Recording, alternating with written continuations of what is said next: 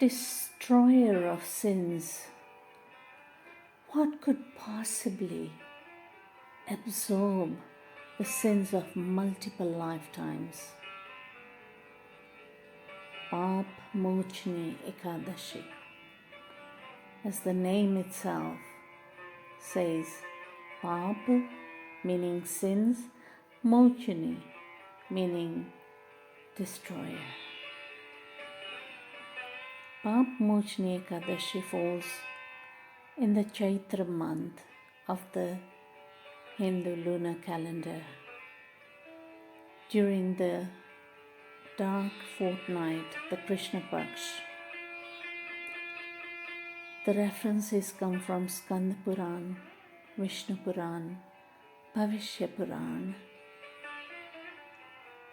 The dialogue between Sri Krishna and the Pandav king Sri Yudhishthira.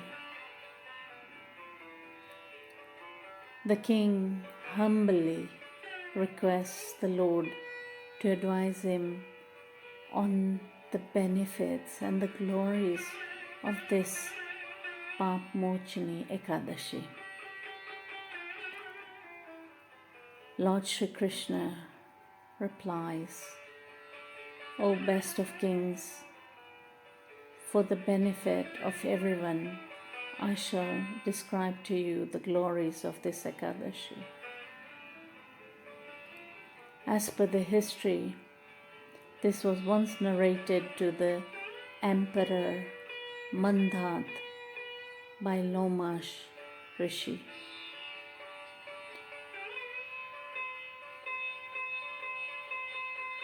For the faithful devotee, it removes the influences of all sins. It purifies one's life of all sinful reactions and makes a person perfectly virtuous. In the olden times, Kuber, the Lord of Wealth, had a garden called Chitrarth. There the daughters of the Gandharvas, the heavenly musicians, and the kinnars lived there.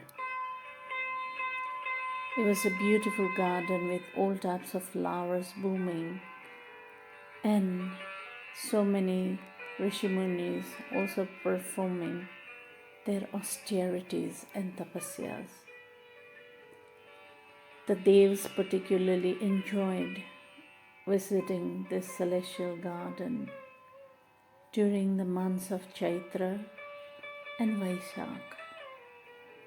Lord Indra, the king of heaven, was enjoying a visit there. A great rishi named Medhavi resided in that forest. He was a devotee of Lord Shiv. One day, one Apsara in particular, called Manju Ghosh, was trying to allure and draw the attention of this exalted rishi. But out of great respect for the sage and his power, which he had attained after years and years of tapasya, she didn't go close to him.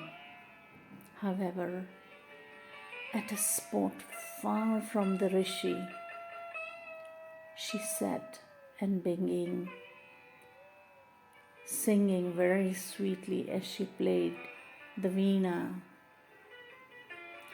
Cupid himself,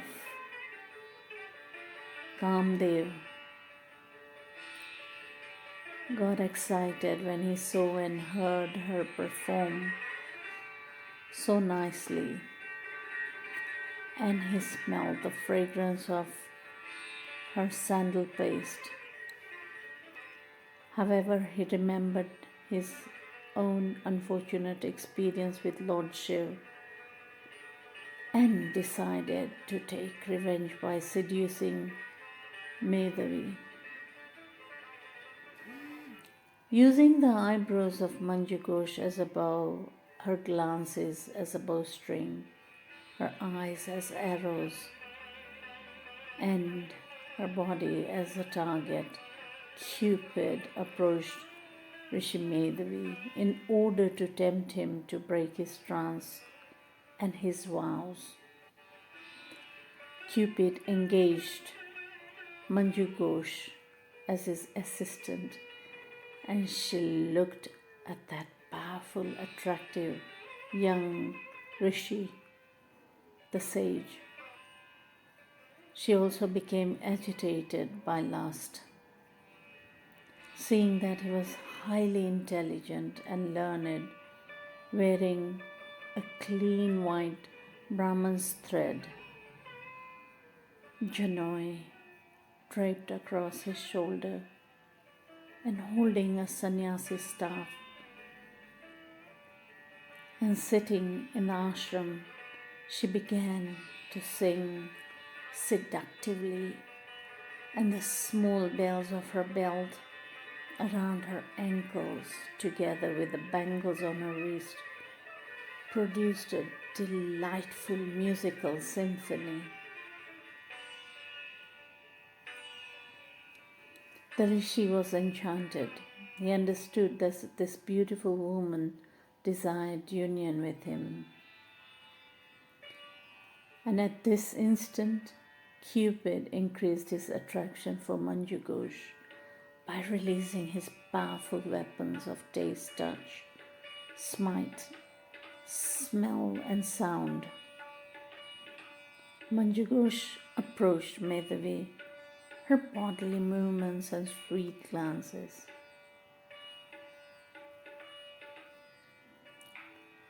Captivated, Rishi Madhavi gave up his meditation and decided to sport with her.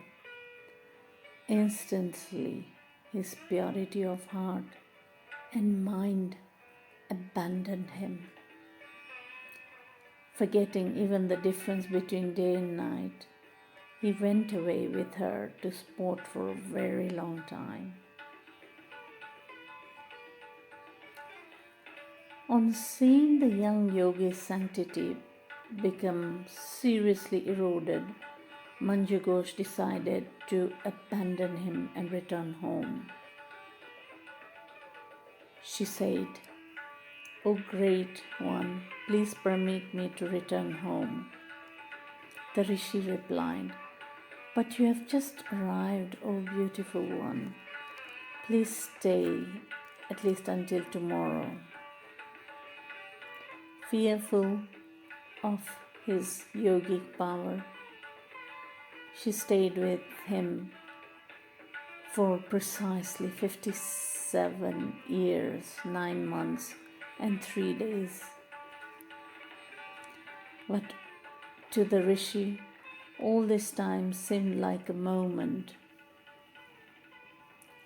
Finally, she asked him and requested, "Please permit me to live." He again asked her to stay for one more night. Manju Ghosh was still fearful of his yogic power and said, "How long will it take you to finish your morning rituals? Please be merciful and think of all the time you've already spent with me." The rishi reflected on the years that he had been with her, and with great astonishment he said, "Why have I spent more than 57 years with you?" His eyes started turning red as it dawned upon him, and he began to emanate sparks from his eyes.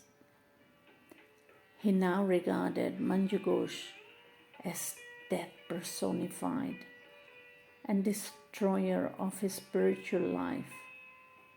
He said, "You're a bad woman. All the hard-earned results of my tapasya, austerities, turned to ashes." Trembling with anger, he cursed Manjugosh, O sinful one, O hard-hearted, degraded one, you know only sin. May all terrible fortune get away from you. I curse you to become an Pishaj, cursed by Rishi Medavi. The beautiful Manjugosh beseeched him, O best of Brahmins, please be merciful to me and take away your curse. I have been with you for 57 years. Please be kind to me. Medavi Rishi replied, O gentle lady, what can I possibly do? You have destroyed all my austerities. But even though you have done this sinful deed, I shall tell you a way whereby you can be released from my curse. And in the dark fortnight, month of Chaitra, there is an auspicious Ekadashi which removes all one's sins. Its name is Paapamochani. O beautiful one, whoever fasts on this sacred day becomes completely freed from having to take birth in any kind of devilish form. With these words, the Rishi left at once for his father's ashrams. On entrance of the ashram, the hermitage, Chavan Muni asked him, O son, by acting unlawfully, you have squandered the wealth of your austerities. And the Rishi replied, O father, kindly reveal to me what I must perform to remove these sins I have incurred by privately associating with the dancing girl, Manjugosh. And the Rishi answered, Dear son, you must fast on Paapamochani Ekadashi, and that will eradicate all sins, no matter how grievous they may be. Medavi followed his father's advice and fasted on this day. And all his sins were destroyed. He became filled with excellent merit. And Manjugosh also observed the same fast and became free from the curse of the Rishi. Ascending once again to the heavenly spheres, she returned to her former position. Lomash Rishi continued to the king the great benefit of fasting on this day. Whoever does it with faith and devotion will have all his sins completely destroyed. And whoever reads or hears about Paapamochani Ekadashi obtains the same very merit as he would get if he donated 1,000 cows in charity. And he also nullifies the sinful reactions he may have occurred through various sins. And most of all,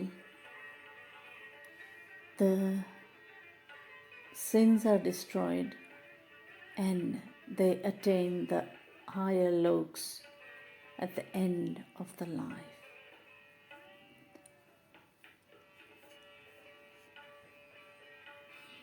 During this Ekadashi, one must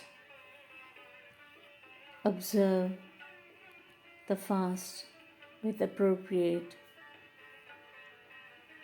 foods, fruits if possible, and the rituals start from the Dashmi, a day before the Ekadashi. Devotees are abstained from taking normal food items, and if possible, a sacred bath to be taken in a nearby river or lake, flowers, sandalwood paste, incense sticks, and sacred feast, bhog, offered to Lord Vishnu, and devotees chant the mantras of Lord Harisha Vishnu and praise him. Om Namo Bhagavate Vasudevaya. Om Namo Bhagavate Vasudevaya. Om Namo Bhagavate Vasudevaya.